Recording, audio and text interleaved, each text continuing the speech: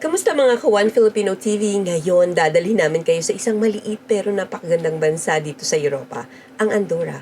Napapalibutan ito ng mga bundok, malamig na klima at sobrang tahimik na lugar. Samahan nyo kaming libutin ang Andorra at kamustahin ang ating mga kababayan dito. Excuse me, are you Filipino po? Opo. Ang pangalan? Ako po si Cirilo Dilin, taga Mindoro. Isang taon pa lamang na nagtatrabaho dito. Saan po? Saan po kayo Dito base? sa Andorra, sa informal restaurant. Oh, saan nagtatrabaho po kayo bilang isang Isang kusinero. kusinero? Kano po ba approximately ang mga pasahudan dito kada buwan o yung extra oras? Sa extra oras po ay napatak ng ang isang oras ay 10 euro. Tapos ang kabuuan sa isang buwan naman mga napatak ng 1.6 2 days off. Tapos kung isa lang day off napatak ng 1.7. Ano po kaya ang cost of living naman dito? Kunyari, ang apartment sa may bed space po ba dito o kailan o studio? Magkano po kunyari ang Meron studio? po, whole studio napatak ng mga 700, 750. Pag yung upa naman sa bed space lang mga 350. 350, 360. Hala po, at taga saan sa Pilipinas? Ako si Noli Ulinares, taga Asinggan, Pangasinan sa Pilipinas. Nagtatrabaho dito sa Andorra, parang bagyo lang kalaki dito sa Andorra dahil puro bundok. Yes, pakita natin ang ganda ng Andorra. Ano naman maganda pero ngayon malamig na. Oo.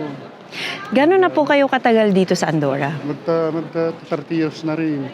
3 years po na yun. Give us idea, ano po yung naging journey nyo? Yung pagdating po, ano po yung mga naging trabaho, part-time job?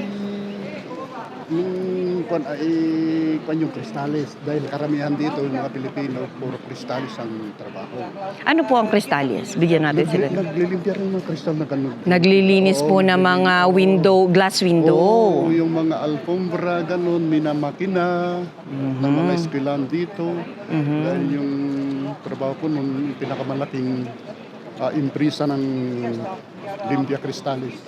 Okay, empresa is the employer o kampanya. Kumpanya. Ngayon po, ano naman po ang inyong pinagkakabalan o hanap buhay Ngayon, dito? nasa restaurant na ako. Ayan, lahat kami puro Pilipino dito. Oh, ayan, makaulam kami. Parang Pilipinas din. Siyempre, diretso. Kada di, araw-araw kanin. Oo. Komida Pilipino. Yung hipi ko, Pilipino din. Mababait sila. Magkano po kaya ang average dito ng per ora o sa isang buwan ng trabahador dito sa Andorra? Yung minimum dito, madam. 1,350, 1,400 ganun. Monthly po ito. O, monthly. Yun po yung average nila. Okay. Pero sa extra oras, depende sa trabaho. 12.50, ganun. 12.50, 13 euro per hour. Oo, euro din kasi ang gamit dito no. At ano po pa yung mga kadalasan hanap buhay pa no na mga ngayon kasi dati po dumating kayo 30 years ago. Yung mga baguhan po ngayon na dumarating dito. Yung mga baguhan, depende kung bahay o restaurant. Karamihan dito sa Andorra, may may Pilipino nagtatrabaho sa malalaking department store, taga-Atira, ganun. Okay. Oo. Yan. Okay. Mensahe na lang po o payo sa mga Pilipinong gusto ring mag-abroad dito sa Europa. Ayan na eh. 30 years na Sa hirap ng buhay talagang makapag-isip sila na pupunta sila dito sa abroad. Pero karamihan naman sa atin mayroon ding nagsasamantala na. kahit ibinta mo yung kalabaw mo, pagkatapos mapiki ka. Kawawa naman yung tao. Ako po pala si Lilibet for short, Lagunilla. Nandito po ngayon sa Andorra po. Bali 2 years na po mahigit. And ito po yung pangatlo ko pong work, yung Feltis Corner po. Okay.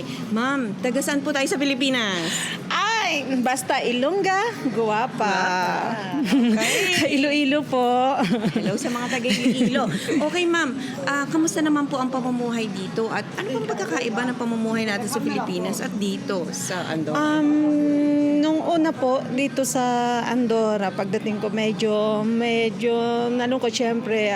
Mag-isa lang ako, yung pamilya ko naiwan sa Pilipinas, so medyo na homesick. Pero nung talagang masasabi ko sa Andorra, napaka-secure po talaga kami dito, lalo na yung out namin minsan, lalo na sa restaurante, madaling araw na talagang wala kang kaba sa pag-uwi kasi wala talagang mga natrahedya nangyayari. So kahit mag-isa ka lang uwi, wala. Tsaka friendly din yung mga ibang mga puti dito. Mga ibang lahi. Opo. Okay. Ganito po. Ilang taon na po kayo ulit dito? 3 taon? 2 taon po mahigit. 2 taon mahigit. Ano pong trabaho at pinagkabalahan dito sa Andorra? Marami po tulad niyan, kung masipag ka lang talaga, marami ka talaga makukuhang trabaho dito. Like me, bukod sa Philtes, meron po akong sushi take and meron din po akong extra na cleaner po sa bahay. Oh. So, pag masipag ka lang talaga nandito po. Pag yung kaibahan po talaga sa Pilipinas, talagang mahal mo yung mga pamilya mo, pero ito po iba talaga. Sa Pilipinas, kayod ka ng kayod, pero wala talaga. So, masasabi ko talaga na masaya naman sa Pilipinas talaga. Kahit ako, pag tumanda ako, alam ko sa Pilipinas din talaga ako. Pero sa ngayon, kailangan talaga ngayon kumayod, lalo na pag may lakas tayo ngayon. So, yun po. True. So, ganito naman, bigyan nyo kami ng idea ang ating mga audience. Magkano ba approximately ang kinikita? Per ora ba? O pag monthly, magkano? Yung mga approximately? Dito po ang yung income po dito, yung minimum is 1,472, tapos yun po yung minimum. Pero depende na lang po sa experience mo o sa offer, merong medyo malaki-laki ng konti. Then yung mga extra po dito, iba-iba din po, merong 12. Pero meron din po medyo high na 15 per hour. Okay. So, 12 euro to 15 euro per hour. Pwede din. Yeah. Okay. Pag depende po sa empresa or sa may-ari po ng... Sa empresa is the may-ari, employer. Yeah.